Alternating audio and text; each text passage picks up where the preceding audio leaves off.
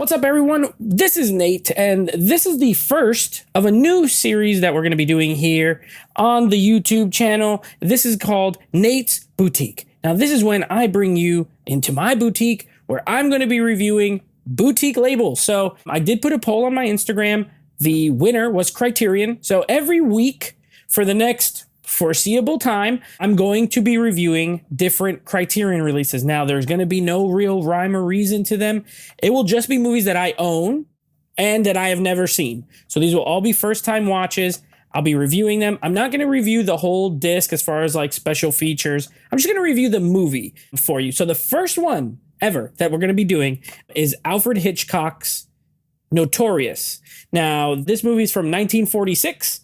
It stars Ingrid Bergman, Claude Rains, and of course, Cary Grant. A really, really, really good cast, right from the jump. I had never seen this movie. I love Hitchcock movies. I have seen a good amount, not all of them, but I've seen a good amount of his films. And this one tells the story of Cary Grant. He plays a U.S. special agent, and he recruits Ingrid Bergman, who was the daughter of an ex-Nazi war criminal. He recruits her to infiltrate and spy on this group of Nazis. This is right after World War II. And that's like the main, basic plot. But really, it's kind of a love story. It tells Cary Grant, he ends up falling in love with Ingrid Bergman's character. And then Claude Rains, who is the person she's supposed to be spying on, he also loves her. And she ends up getting married to him, and then that's where the plot goes from there. I'm not going to do spoilers or anything like that, and this is not just a plot summary. I'm just going to give you my 2 cents on the movie. I thought it was really good. Of course, Hitchcock, as far as directing goes, his style is all over this thing. He was always kind of ahead of his time. If you like old classic movies, I feel like Hitchcock is a great entry point to a lot of old classic movies because he did have, especially with the camera work and things like that, a lot of modern, sensibilities that people do now. And he always had that suspense. Like this movie, I wouldn't say it's a super suspenseful movie. Towards the end, there is a couple of scenes. There's a scene involving a wine bottle. It has that classic Hitchcock suspense of like, are they going to get caught? Are they not going to get caught? But other than that, it's not super suspenseful. The performances are great. Ingrid Bergman, she, of course, from Casablanca. Maybe you know her from that. She is amazing in this movie. I really liked her. I thought her character was good. She had some really good dialogue, really good back and forth, especially with Cary Grant's character, because she loves him and he loves her, but he kind of pushes her into this job. And it does lead to some good, some good drama between the two. Claude Rains is great in pretty much everything. He also was in Casablanca, so a little bit of a reunion there. But yeah, he is always great. I remember him from a lot of the old Universal monster movies, and especially The Invisible Man.